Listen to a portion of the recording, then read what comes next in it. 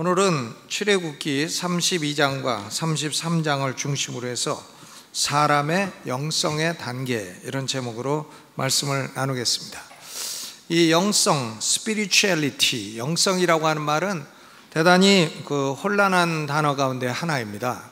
어떤 사람이 영성이 있다, 그럼 도대체 뭐가 있다는 말인가? 또 영성이 없다, 그럼 뭐가 없다는 말인가? 도대체 영성이라는 것은 개념이 뭔가? 혼란스러운 용어입니다. 그래서 어떤 사람은 이 영성이라고 하는 말은 이방 종교의 용어이기 때문에 기독교인들은 영성이란 단어를 써서는 안 된다, 이렇게 말하는 사람도 있어요. 그러면 영성이란 단어를 안 쓰면 뭘 쓰나? 경건이라는 말을 써야 된다, 이렇게 주장하는 사람도 있습니다. 그러나 이 영성이라고 하는 단어는 그렇게 깊이 연구할 대상은 아닙니다. 왜냐하면 이것은 성경적인 용어도 아니고요, 사람이 만들어낸 용어일 뿐인데 그렇게 깊이 연구해가지고 영성이란 뭐냐 이렇게 연구할 가치가 있는 단어가 아니라는 것이죠. 그러면 이 영성이라는 것은 그러면 그래도 사람들이 사용을 하는데 그게 무슨 개념이냐? 그것은 각 사람이 가지고 있는 영적인 생활의 스타일을 말하는 겁니다. 스타일 혹은 영적 생활의 수준, 그것을 말하는 것이죠. 불교인은 불교인대로 불교 영성이 있어요. 불교인 나름대로의 영적 생활의 스타일이 있습니다. 그래서 불교인들이 교회 와서 예수 믿게 되면 목사를 만나도 주지 목사님 안녕하세요 이렇게 인사를 해도 이렇게 하시고, 그죠? 왜? 평생의 불교 영성으로 훈련이 되기 때문에 어쩔 수 없는 겁니다. 그런 스타일을 갖고 있게 되는 거죠. 또 무당은 무당 나름대로 영적인 스타일을 갖고 있습니다. 무당이 입고 있는 옷을 보면 조금 무당 냄새가 나고, 옷 색깔도 좀 청천연색으로 입고 다니고, 이제 그런 거 보면 무당 나름대로의 영성이 있는 겁니다. 무당도 귀신이 붙어 있어가지고 귀신이 시키는 대로 해야 그게 이제 영업이 잘 되는 무당이 아니겠습니까? 무당도 무당의 영성이 있고, 또 불신자라고 할지라도 불신자 나름대로 영성이 있는 겁니다. 자기는 이렇다고 믿는다 저렇다고 믿는다, 나름대로 영적인 스타일이 있는 겁니다. 근데 우리 기독교인들도 기독교인 나름대로의 영적인 스타일이 있는 겁니다. 사람마다 다 스타일이 다른 것이죠. 그래서 영적인 스타일이 같은 기독교인이라도 색깔의 차이도 있고 수준 차이도 있는 것입니다. 그리스도인 부부라고 할지라도 이 영성이 다르게 되면, 영적인 생활의 수준이 다르게 되면 이 주일날 아침에 싸움을 하는 경우가 많이 생기게 됩니다. 왜냐하면 부인은 일찍 일어나가지고 교회 가자 하네, 남편은 거 좀 잠 좀 더 자게 내버려둬라, 이래가지고는 이제 한바탕 붙게 되는 경우가 있게 되는 것이죠. 그건 왜 그러나? 영적인 생활의 수준 차이가 나기 때문이에요. 영성이 다르기 때문에 문제가 생기는 겁니다. 우리 성도들도 한 교회 다닌다고 할지라도 영성인 수준이 차이가 나게 되면 서로 교제하는데 좀 어려움을 겪게 되는 것이죠. 한 사람은 영성의 수준이 높고 한 사람은 수준이 낮고, 또 한 사람은 기도를 좋아하고 한 사람은 기도하기 싫어하고, 이렇게 되면 이게 갈등의 소지가 될 수 있다, 그런 말씀인 것입니다. 그래서 이 출애굽기 32장과 33장을 보게 되면 이스라엘 백성들 가운데에도 다양한 영성의 수준 차이를 볼 수가 있다 하는 것입니다. 그럼 우리는 이 출애굽기 32장과 33장을 보면서 누구를 모델로 삼고 살아야 되나, 또 하나님이 어떤 영성을 좋아하시나, 그리고 하나님은 어떤 영성을 가진 사람의 기도에 응답을 해주시나, 이것을 좀 생각을 해보고자 합니다. 먼저 출애굽기 32장과 33장에는 네 가지 종류의 영성을 발견할 수 있어요. 먼저 우상 숭배자의 영성은 어떠한가? 이 이스라엘 백성들 가운데 여호와 하나님이 애굽에서 건져내서 홍해도 가르고 이렇게 구원을 해주셨음에도 불구하고 우상 숭배하는 사람들이 있습니다. 그러니까 출애굽기 32장 27절에 보니까 레위 지파가 우상 숭배한다고 죽인 사람이 3,000명이나 돼요. 그리고 그것뿐만이 아닙니다. 출애굽기 32장 35절에 보면 여호와께서 백성을 치시니 이는 그들이 아론에 만든 바 그 송아지를 만들었음이더라 그랬어요. 여호와 하나님이 레위 지파가 죽인 3,000명 말고도 또 친 사람들이 있어요. 스트라이크, 때린 겁니다. 하나님이 때렸어요. 어떤 방식으로 때렸고 또 어떤 방식으로 맞았는지는 내용은 알 수가 없습니다. 그런데 하나님이 때린 사람들이 있어요. 레위 지파가 죽인 사람 3,000명, 하나님이 때린 사람들이 있습니다. 이들이 우상 숭배자예요. 이들은 영적으로 어떤 특징을 갖고 있나, 어떤 영성을 갖고 있나. 첫째로 그들은 하나님 말씀에 전혀 무관심합니다. 하나님으로부터 하늘에서 음성을 들었어도 하나님을 무시합니다. 하나님이 너는 하늘에 있는 것이나 땅 위에 있는 것이나 물속에 있는 것이든 아무 형상도 만들지도 말고 절하지도 말고 섬기지도 말라, 분명히 음성으로 들려주셨음에도 불구하고 전혀 고려하지 않아요. 하나님이 그들에게 고려 대상이 되질 않아요. 그들 인생 계획에는 하나님이 들어가 있지를 않습니다. 그러니까 하나님을 첫째로 멸시하는 거죠. 두 번째로는 그들은 하나님이 사용하시는 종들에 대해서도 멸시하고 업신여깁니다. 그리고 다수를 이용해서 정치적인 압박을 가하는 것이죠. 32장 1절이 그들의 언어입니다. 1절을 읽어봅니다. 시작. 백성이 모세가 산에서 내려오미 더딤을 보고 모여 아론에게 이르러 가로되 일어나라, 우리를 인도할 신을 우리를 위하여 만들라. 이 모세 곧 우리를 애굽 땅에서 인도하여 낸 사람은 어찌 되었는지 알지 못함이니라 그랬어요. 그러니까 백성들이 우상 숭배자가 수천 명 되니까 아론에게 와가지고 아론아, 너 누워있지 말고 일어나라. 아론 보고 일어나라 앉아라. 우선 명령해. 일어나 앉아, 일어나 앉아. 군대에서 그런 거 시키잖아요. 열중지어 차려, 열중지어 차려. 이게 열차입니다. 열차. 열중지어 차려, 열중지어 차려. 이게 군대에서 이제 군대 말로 좀 남을 괴롭히는 사람이, 곱창이 아랫사람 괴롭힐 때 일어나 앉아, 일어나 앉아. 또 열중지어 차려, 열중지어 차려 이겁니다. 그러니까 이 백성들이 아론한테 와서 일어나, 일어나라. 그리고 너는 우리를 위해서 신을 만들어내라. 압박을 가하는 겁니다. 왜? 숫자가 다수니까요. 그리고는 그 다음 말도 보니까 이 모세 곧 우리를 애굽 땅에서 인도해낸 사람은 어찌 되었는지 우리가 알지 못함이니라. 여러분, 모세를 보고도요 그냥 모세라고 하지 왜 이 모세라고 합니까? 저 모세는 어디 갔어요? 이 모세. 요게 말이 어감이 아주 좋지 않은 말이에요. This fellow Moses. 영어로도 그렇게 되어 있습니다. 이게 어감이 뭔가 하면 모세라는 그놈은 어디 갔냐 이겁니다. 모세라는 그놈은 도대체 어디 갔냐? 아니, 우리를 애굽 땅에서 인도해내 가지고 벌써 수십 일째 아무 소식도 없고 뭐 산에 올라갔다 했더니 산에 올라가서 뭘 하고 있는데 아직 안 내려오고 있냐? 이 모세는 어디 갔냐? 이게요, 모세를 업신여기는 말입니다. 여러분, 기독교 역사상 이 우상 숭배의 영성을 가진 사람들은 하나님의 종들을 굉장히 업신여겼어요. 예를 들면 마틴 루터 위대한 사람이죠. 종교 개혁가.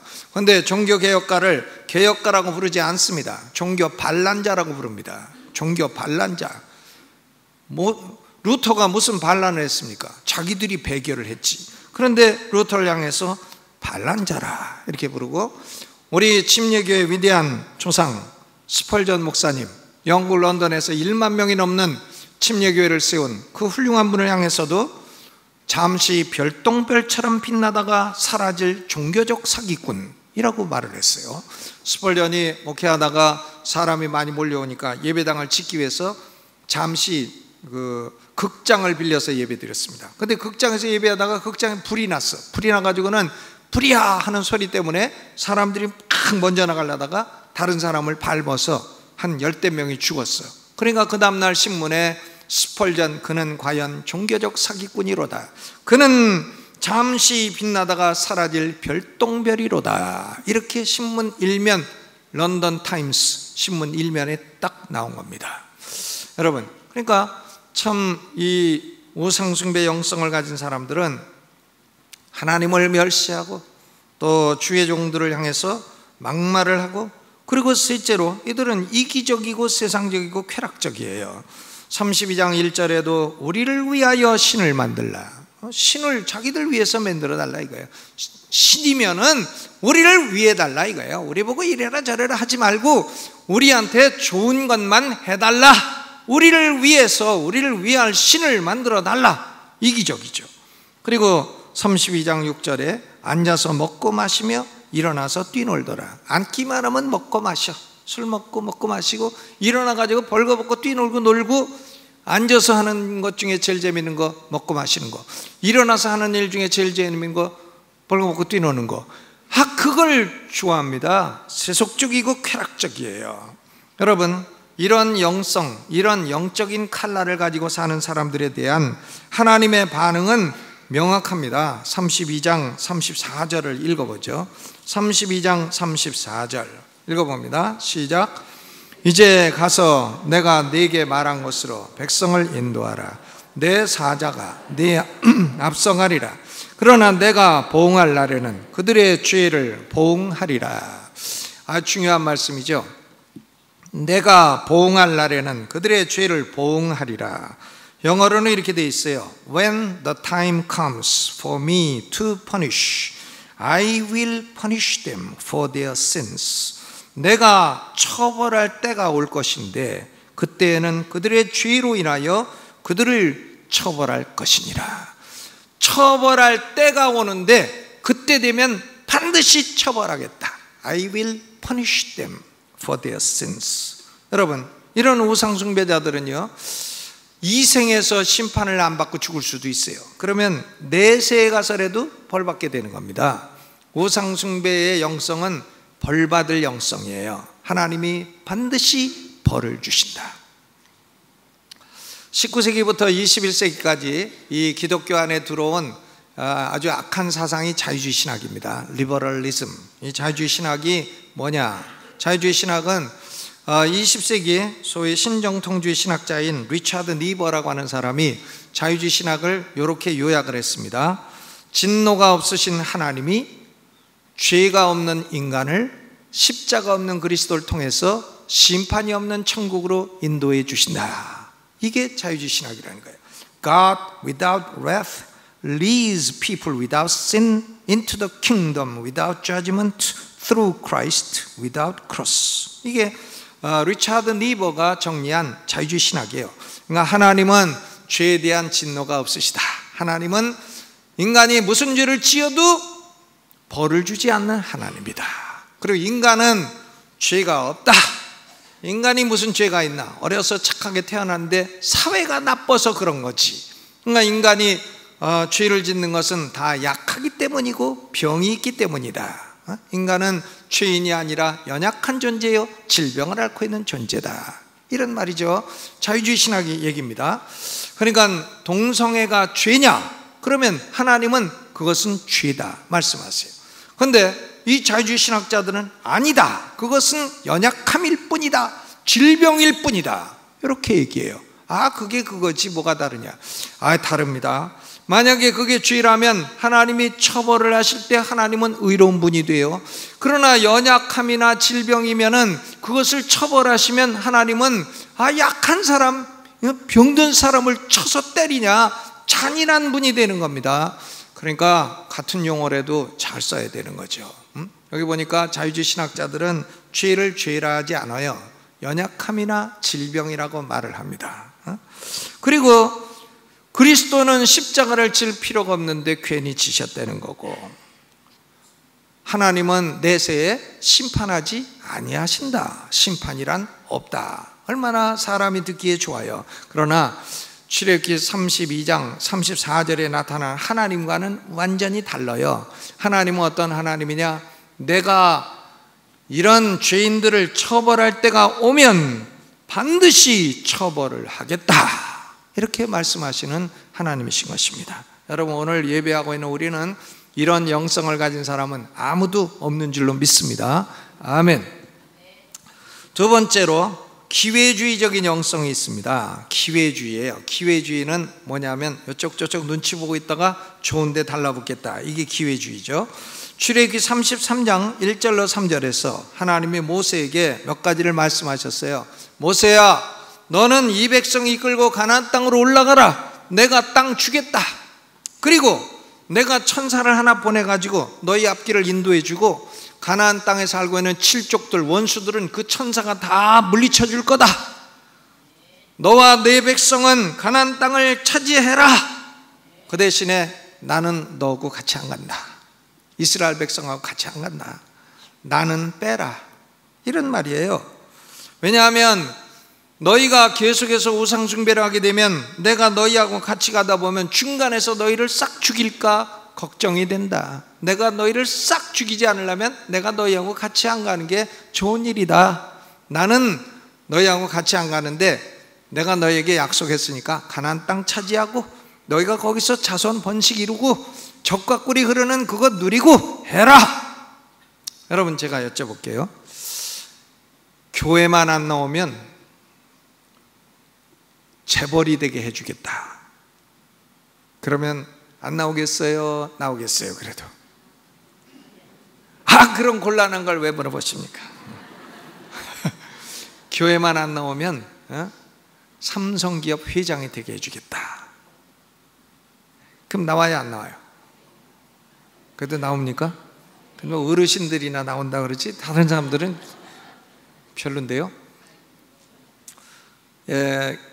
여러분, 지금 하나님이 하시는 말씀이 그거예요.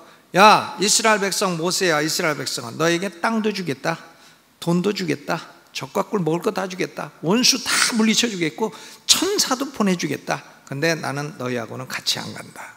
나는 너희들하고 같이 안 한다. 왜? 내가 너희들하고 같이 하면 잘못하면 다 죽이겠다. 이런 말씀이에요. 그러니까 이 말씀을 들으니까 이스라엘 백성들은 회개합니다. 회개의 반응을 보여. 33장 4절에 백성이 이 황송한 말씀을 듣고 슬퍼하며 한 사람도 그 몸을 단장하지 아니하니라. 그리고 33장 6절에 이스라엘 자손이 호렙산에서부터 그 단장품을 제하니라 그랬어요. 몸에서 금기고리, 은기고리 다 떼가지고 제했다. 다 떼었다, 이런 얘기죠. 단장품을 제했다는 것은 외적으로 회개의 반응을 보였다는 말씀인 것입니다. 이 단장품들은 하나님이 애굽에서 나올 때에 애굽 백성들에게 달라고 해가지고 받아오게 한 거예요. 하나님이 밀린 임금을 받아주신 거예요. 밀린 임금 싹 받아주시고 금기고리, 은기고리, 다이아몬드 다 가지고 나왔어요. 근데 어떤 사람들은 그걸 가지고 성막 짓는데 헌신한 사람도 있고, 어떤 사람은 우상 금송아지 만드는데 드린 사람도 있었습니다. 그러니까 하나님이 그 단장품을 보기 싫어하신 거예요. 야, 그거 내가 얻어주었더니 그걸 가지고 우상을 만드느냐? 그러니까 단장품을 제하라. 그래서 백성들이 단장품을 다 제했어. 하나님이 주시는 축복으로 다시는 우상을 만들지 않겠습니다. 그런 의미예요. 그런데 중요한 것은, 그러면 하나님이 이런 반응을 딱 보시면 됐다, 그럼 내가 너희와 함께 하겠다 이러셔야 되는데 하나님이 그러시지 않으시더라는 거예요. 왜? 이들의 반응이 회개의 반응이긴 해도 피상적이고 철저한 회개가 아니었다는 겁니다. 이 이스라엘 백성들의 절대 다수가 기회주의적이었다는 것이에요. 회개가 철저하지 않습니다.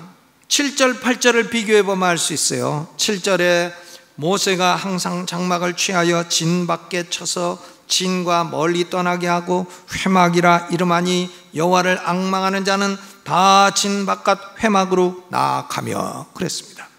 여러분, 모세가요 아직 성막은 짓지 아니했어. 태버네클은 아직 짓지 않았어요. 왜? 계시만 받고 내려왔지 아직 안 졌습니다. 그러면 모세는 어디서 하나님을 만났나? 텐트에서 만났어요. 텐트를 치고 거기서 하나님 만났는데 이 텐트를 텐트 오브 미팅, 회막이라고 불렀습니다. 그런데 하나님이 이스라엘 진영에 안 계시니까 모세가 회막을 이스라엘 진영 중앙에 칠 수가 없어요. 진 바깥에다 친 겁니다. 왜? 하나님이 안 계시니까요. 진 안에 쳐봐야 하나님이 만나주시지도 않으니까 진 바깥에다 딱 치고 모세가 회막 진 바깥에 친 회막으로 나아갔습니다. 하나님 만나려고. 여호와를 앙망하는 사람들이 같이 나왔습니다. 그런데요, 절대 다수의 이스라엘 백성들은 어디 있었나? 자기 장막 안에 딱 있어. 장막 안에 딱 있으면서 모세가 장막을 나가가지고는 진 바깥에 회막으로 들어가는 걸 멀리서 보는 겁니다. 왜 보나? 야, 모세가 저 회막에 하나님 만나러 간다는데 어떻게 되는가 보자. 관망하는 거죠. 관망하는 겁니다.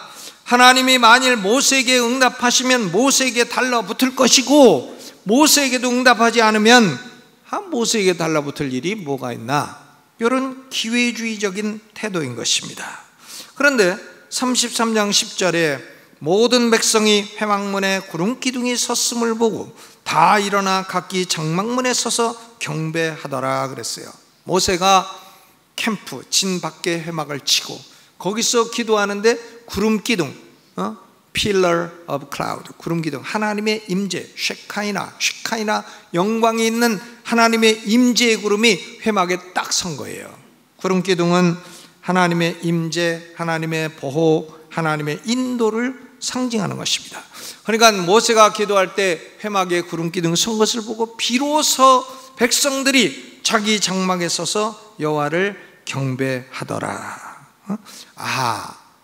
하나님이 모세에게 구름기둥을 보내주신 거 보니까 우리도 하나님에게 붙어있지 않으면 죽겠구나, 모세에게 달라붙지 않으면 죽겠구나, 그러니까 하나님께 경배한 거예요. 진실된 믿음으로 경배한 게 아니라 기회주의적인 태도인 것입니다. 여러분, 이들의 회개가 피상적이고 기회주의적이라는 근거는 이들이 장식품을 다 취했을 때에도 하나님이 감동을 받지 않아요. 도리어 4절에 장식품을 취했는데 5절에 가서 너희는 목이 곧은 백성인즉 내가 순식간이라도 너희 중에 행하면 너희를 진멸하리라, 이렇게 말씀하십니다. 그들이 장식품을 취한 것이 하나님께 전혀 감동을 주지 못했다 하는 얘기인 것입니다. 이스라엘 백성들은 대부분이 기회주의적인 영성을 가지고 살았습니다. 이들의 기회주의적인 영성이 정체를 드러낸 것이 바로 가데스 바네아예요. 그로부터 조금 1년 지나가지고 가데스 바네아 거기 도착했을 때 모세가 12정탐꾼 보냈는데 12명이 돌아와가지고 여호수아 갈렙 2사람만 믿음의 말을 하고 10사람은 우리는 올라가면 메뚜기 같으니까 죽을 거라고 불신앙의 말을 했어요. 그런데 백성들이 여호수아 갈렙을 따라가야 되는데 아닙니다. 절대다수가 불신앙을 따라가, 절대다수가 불신앙 따라가고 울지 말아야 될 때 울고, 우리는 올라가면 메뚜기처럼 죽게 됐다, 아이고 큰일 났다, 이러고 불신앙을 따라갑니다. 그러니까 하나님이 하도 기가 막히니까 모세야, 이 백성에게 전염병을 내려 싹 쓸어 죽여야 되겠다. 그러니까 모세가 아이고 하나님 그렇게 하지 마십시오. 그러면 이방 나라 사람들이 하나님 보고 뭐라고 합니까?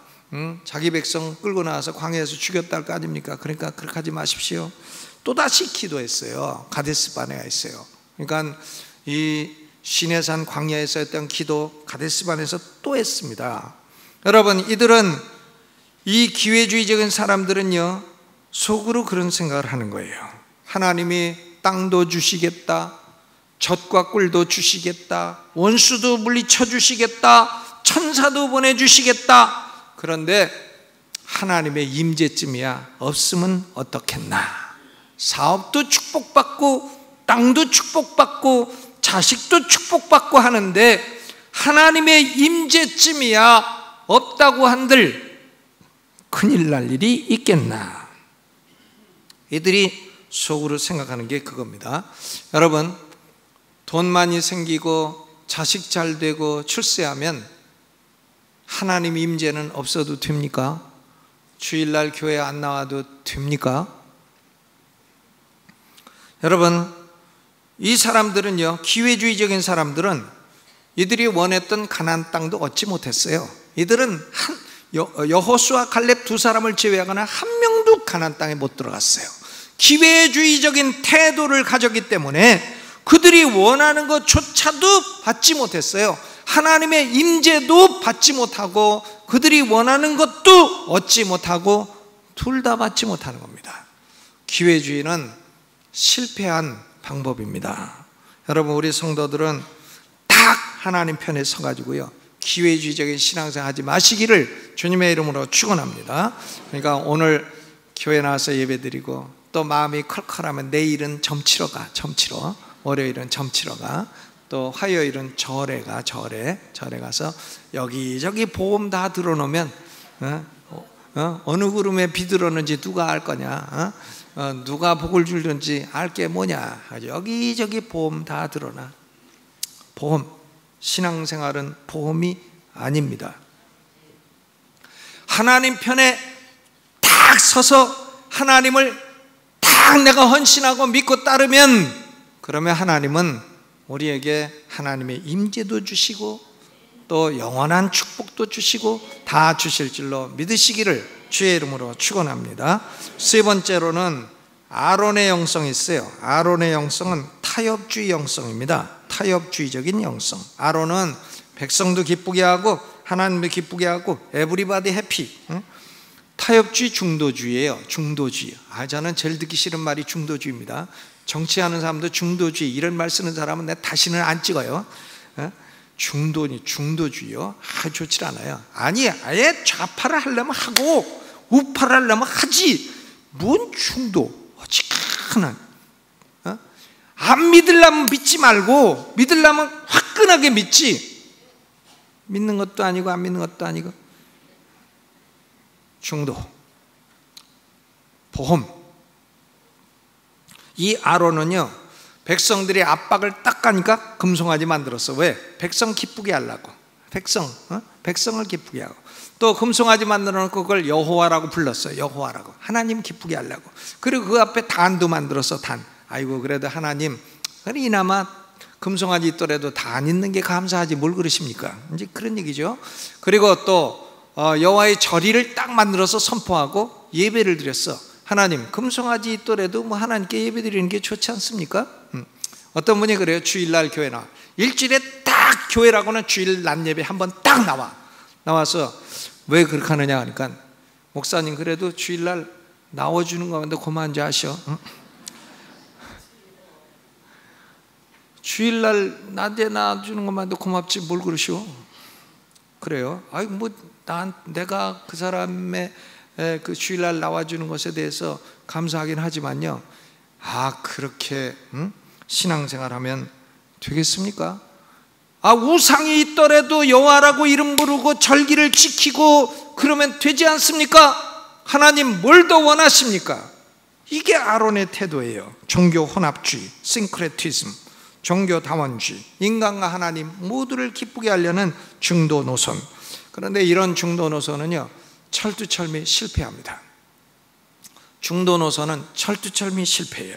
백성들에게 위선과 타협과 거짓을 가르쳤어요. 하나님 아닌 걸 하나님이라고 불렀습니다. 하나님의 절기가 아닌 걸 하나님의 절기라고 불렀습니다. 하나님께 드리는 단이 아닌 걸 하나님께 드리는 단이라고 가르쳤습니다. 거짓을 가르친 거죠. 그러므로 하나님으로부터 큰 진노와 재난을 불러오게 되었습니다. 여러분, 하나님은 아론의 죄를 용서했어요. 그리고 아론을 대제사장으로 임명한 것을 취소하지 않았습니다. 그런데 아론이 아들 넷이 있습니다. 아들 넷이 나답, 아비후, 엘르아살, 이다말이에요. 네 아들. 아론의 아들 네 아들 중에 나답과 아비후 두 아들은 아버지에게서 이런 걸 배웠어요. 타협주의를 배웠습니다. 하나님 믿어도 다른 종교하고 싹싹 섞어가면서 믿어도 되겠구나, 이런 타협주의를 배운 겁니다. 싱크레티즘, 종교 다원주의를 배운 거예요.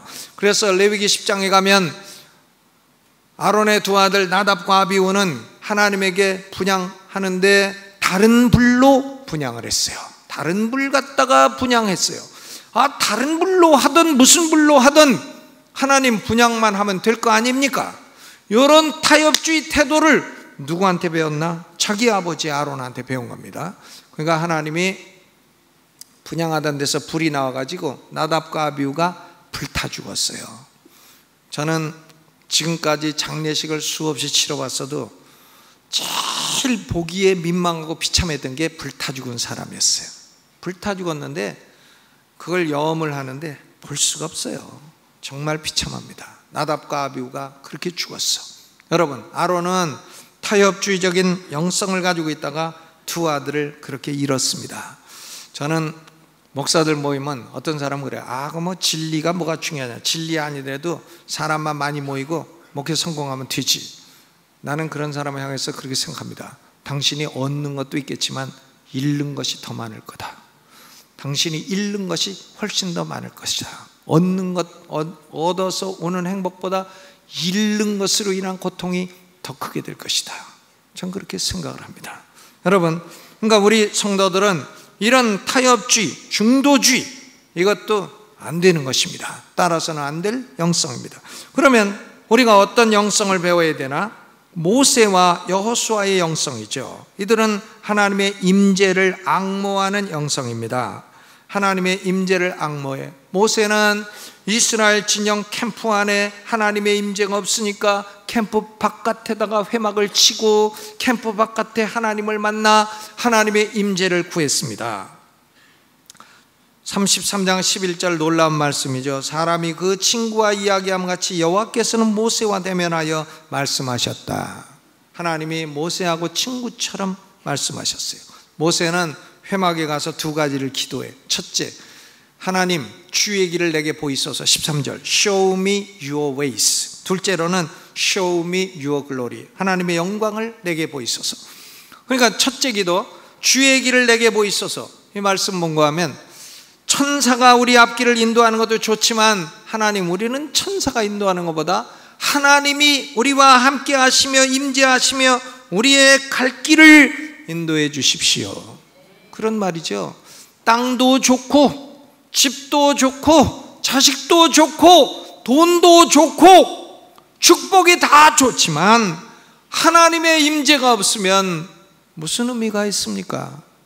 그 의미가 없으니까 하나님, 가나안 땅 주시더라도 하나님이 함께 가시며 주십시오. 하나님이 우리의 갈 길을 인도해 주십시오. 이런 기도예요. 15절에도 보니까 주께서 친히 가지 아니하시거든 우리를 이곳에서 올려보내지 마소서. 가나안 땅 그거 안 주셔도 좋으니까 하나님 없이 가나안 땅 주시는 거 받고 싶지 않습니다. 그러니까 아버지, 우리와 함께 주옵소서. 모세가 그걸 기도한 거죠. Show me your ways. 여러분, 재벌이 안 돼도 하나님이 함께 하시는 게 좋아요? 하나님이 함께 안 하시고 재벌 되는 게 좋아요? 어떤 게 좋아요? 하나님이 함께 하시고 한 달 국민연금 받고 사는 게 낫습니다. 국민연금을 받더라도 하나님이 함께 하시는 게 좋아요. 근데 국민연금은 조금이더라고. 저도 국민연금 받습니다. 60살 돼갖고 16만 원. 근데 생각해보면, 야, 세상에 아무리 효자라도 나한테 16만 원씩 용돈 줄 사람 누구 있나, 이렇게 생각하니까 그것도 참 얼마나 감사한지 몰라. 근데 참 조금은 조금이야. 여러분, 야, 국민연금 의존해서 살더라도 하나님의 영광이 함께하는 게 낫습니다. 산의 진미를 먹더라도 하나님이 함께 하시지 않으면 소용없어요. 그 먹으면 소화도 잘 안 되고 병 걸리고 당뇨 걸리고 비만 오고 고혈압 생기고 심장 혈관 막히고 안 좋아요. 다른 하나는 모세가 기도한 게요, Show me your glory. 18절 주의 영광을 보여주시옵소서. 하나님 얼굴 보여달라는 거예요. 모세가요. 하나님 보여주십시오. 어떻게 생겼나 좀 봅시다, 이런 말이에요. 아이, 기도가 담대합니다. 근데 하나님이 그 기도도 들어주셔서 모세야, 너는 내 얼굴 보고는 너도 못 산다. 내 얼굴 보면 너도 죽어. 그러니까 너는 바위가 있는데 바위 틈 갈라진 데 있으니 거기 쏙 들어가 있어라. 그러면 내가 지나가는데 내 얼굴 보면 너 죽으니까 내가 너 손으로 딱 덮겠다. 덮고 내가 싹 지나가면 등은 보일 거다. 내가 손을 띄면 내 등을 볼 테니까 내 등만 봐라 하고서는 모세는 여호와의 영광을 보게 되었습니다. 한번 보시죠. 33장 20절부터 읽습니다. 시작. 또 가라사대 네가 내 얼굴을 보지 못하리니 나를 보고 살 자가 없음이니라. 여호와께서 가라사대 보라, 내 곁에 한 곳이 있으니 너는 그 반석 위에 섰으라. 내 영광이 지날 때에 내가 너를 반석 틈에 두고 내가 지나도록 내 손으로 너를 덮었다가 손을 거두리니 내가 내 등을 볼 것이요 얼굴은 보지 못하리라. 아멘. 하나님의 얼굴을 볼 수 있는 사람은 아무도 없어요. 본 사람도 없습니다. 하나님 얼굴을 봤다고 말하는 사람은 치료가 필요한 사람이에요. 그 사람은 하나님 얼굴을 본 게 아닙니다. 가서 병원 가서 치료하시기를 바랍니다. 하나님 얼굴 본 게 아니에요. 하나님 얼굴은 볼 수 있는 사람도 없고 볼 수 있는 분이 아닙니다. 모세도 하나님 얼굴을 뵙지 못했어요. 등만 보았습니다. 근데 그 등만 보는 것도 아무 데서나 본 게 아니라 반석, 큰 바위 사이에 틈이 있어. 그 틈 사이에 모세가 싹 들어가고 하나님이 손으로 엎고 그리고 딱 등만 보이셨습니다. 여러분, 우리는 어디서 하나님의 영광을 볼 수 있나? 이 반석은 고린도전서 10장 4절에 보니까 곧 그리스도시라. 반석은 곧 그리스도시라. 그리스도에게는 찢긴 틈이 있어요. 틈, 반석에 틈새가 있어. 예수 그리스도가 우리를 위해서 몸을 찢으시고 희생하시고 순환당하신 그 틈 속에 우리가 싹 들어가 있을 때에 우리는 하나님의 임재와 하나님의 영광을 볼 수 있게 되는 줄로 믿으시기를 바랍니다. 예수 그리스도 안에 있는 사람만이 하나님의 임재를 경험해 하나님의 영광을 보게 돼요. 여러분, 우리가 기도할 때에 기도하면 하나님의 임재를 경험하게 되잖아요. 기도하면 하나님의 성령이 우리 마음속에 평강을 주시고 때로는 성령이 우리 육신적으로 느낄 수 있는 은혜도 주시죠. 때로는 불처럼 역사하기도 하고 때로는 진동을 주시기도 하고 때로는 육신으로 느낄 수 있도록 임재감을 주실 때가 있는 거죠. 권사님도 그렇죠? 예, 그렇습니다. 나는 기도해도 하나님의 임재를 한 번도 경험하지 못했다.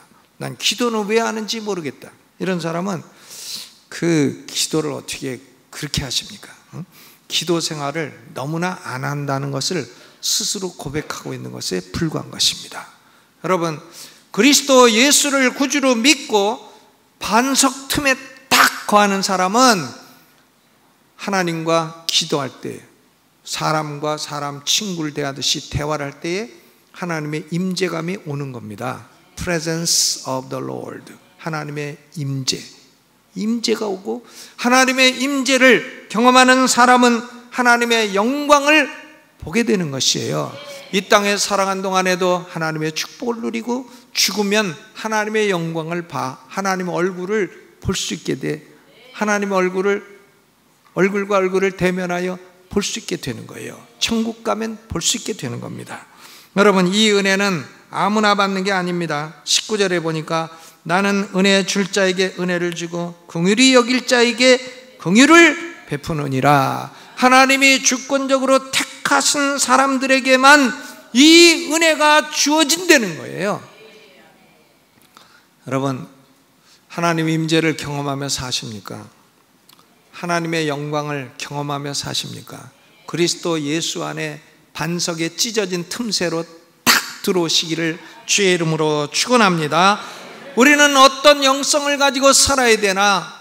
하나님을 존중하고 하나님 말씀을 존중하고 모세 여호수아처럼 여호와를 앙모하는 백성들처럼 하나님의 임재를 바라고 기도하며 사는, 깨끗한 기도를 하며 사는 주의 백성이 되시기를 주님의 이름으로 축원합니다. 이 말씀 생각하면서 오른손 들고 주여 한번 크게 부르고, 주님 내게 갈 길을 보여주시고 주의 영광을 경험하게 하여 주옵소서. 주여 크게 부릅니다. 주여.